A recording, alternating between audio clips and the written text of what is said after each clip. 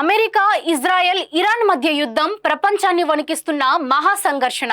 మూడో ప్రపంచ యుద్ధాన్ని తలపిస్తున్న ఈ వార్ మానవాళికి పెనుముప్పుగా పరిణమిస్తోంది. యుద్ధం ఎప్పుడు ముగిస్తుంది అన్నదానికన్నా ఎంత నష్టం జరుగుతుందన్న దానిపైనే నిపుణులు ఆందోళన చెందుతున్నారు. మధ్యప్రాచ్యంలోనే యుద్ధం జరుగుతున్నప్పటికీ ప్రపంచం మొత్తాన్ని ప్రభావితం చేస్తుంది. ఇంతకీ ఈ యుద్ధానికి అసలు కారణమేమిటి? దేనికోసం యుద్ధం సాగుతోంది? యుద్ధానికి మూల కారణాలేమిటి? ఈనాటి ప్రత్యేక కథనంలో చూద్దాం.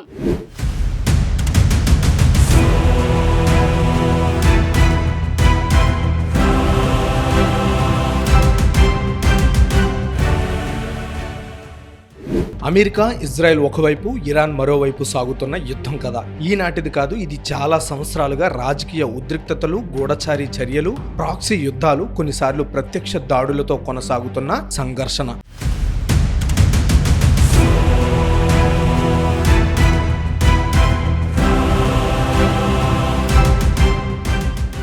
ముఖ్యంగా ఈ మూడు దేశాల మధ్య ఉన్న సంబంధాల వల్ల ఈ వాతావరణం ఏర్పడింది. 1979లో ఇరాన్ విప్లవం తర్వాత మొదలైన సమస్య రావణ కాష్టంలా కొనసాగుతూనే ఉంది. ఈ విప్లవం తర్వాత ఇరాన్లో ఏర్పడిన ఇస్లామిక్ ప్రభుత్వం ఇజ్రాయెల్, అమెరికాకు వ్యతిరేకంగా తన కార్యకలాపాలు కొనసాగించడంతో ఉద్రిక్తతలు ప్రారంభమయ్యాయి. అప్పటి నుంచి అమెరికా ఇరాన్కు కట్టడి చేయడానికి విఫల యత్నాలు ఎన్నో చేసింది. మరోవైపు ఇరాన్ ప్రభుత్వం తరచూ ఇజ్రాయెల్కు వ్యతిరేకంగా ప్రపంచ వేదికలపై విమర్శలు గుప్పించడంతో పాటు ఆ దేశానికి వ్యతిరేకంగా ఉన్న గ్రూపులకు సహాయం చేస్తుండేది. ముఖ్యంగా హెజ్బుల్లా, హమాస్ వంటి టెర్రరిస్ట్ సంస్థలకు ఇరాన్ ప్రభుత్వం ఆర్థిక, ఆయుధ సాయం అందించడంతో ఇరాన్ను పెద్ద ప్రమాదంగా భావించిన ఇజ్రాయెల్ తన రక్షణ కోసం అమెరికాను ఆశ్రయించింది.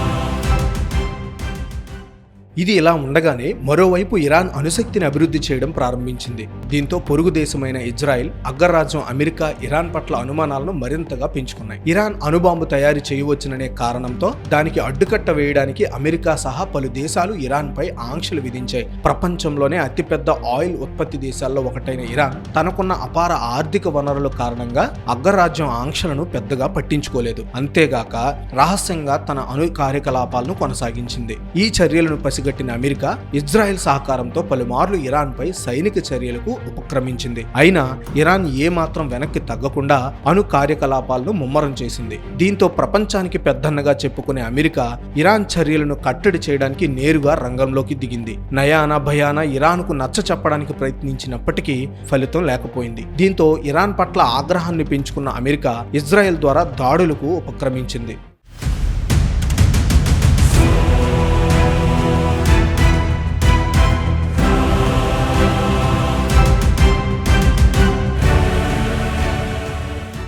ఐక్యరాజ్య సమితి చొరవతో 2015లో ఉమ్మడి కార్యాచరణ ప్రణాళిక పేరుతో అణు ఒప్పందం జరిగింది. కానీ 2018లో ఆనాటి అమెరికా అధ్యక్షుడు డొనాల్డ్ ట్రంప్ ఆ ఒప్పందం నుంచి అమెరికాను బయటికి తీసుకొచ్చేశారు. అలాగే 2020లో ఇరాన్ టాప్ జనరల్ వాసిన్ సులేమనీను డ్రోన్ దాడితో అమెరికా చంపింది. దీంతో ఆగ్రహంతో రగిలిపోయిన ఇరాన్ అమెరికా బేస్లపై క్షిపణుల దాడి చేసింది. ఆ సమయంలోనే ప్రపంచ యుద్ధం మొదలవుతోందేమోనన్న భయాందోళనలు నెలకొన్నాయి. మరోవైపు ఇరాన్, ఇజ్రాయెల్ ప్రత్యక్షంగా యుద్ధం చేయకుండా ఇతర దేశాల్లో ప్రాక్సీ యుద్ధాలు కొనసాగించాయి. ముఖ్యంగా సిరియా, లెబనాన్, యెమెన్ వంటి దేశాల్లోని మిలిటెంట్లను ప్రోత్సహించి ఇరాన్ను కట్టడి చేయడానికి అమెరికా, ఇజ్రాయెల్ ప్రయత్నాలు సాగించాయి. గత కొన్నేళ్లుగా ఆయా దేశాల్లోని అమెరికా మద్దతు గల సంస్థలు ఇరాన్కు వ్యతిరేకంగా పోరాటాలు కొనసాగిస్తూనే ఉన్నాయి. అయినా ఇరాన్ అణు పరీక్షలను ఆపకుండా కొనసాగించడంతో మరోసారి అమెరికా అధ్యక్షుడైన డొనాల్డ్ ట్రంప్ తన చర్యలకు మరింత పదును పెట్టారు. 2026 ఫిబ్రవరి 28న ఆపరేషన్ లైన్ స్కోర్ పేరుతో అతిపెద్ద సైనిక ఆపరేషన్ ప్రారంభించారు.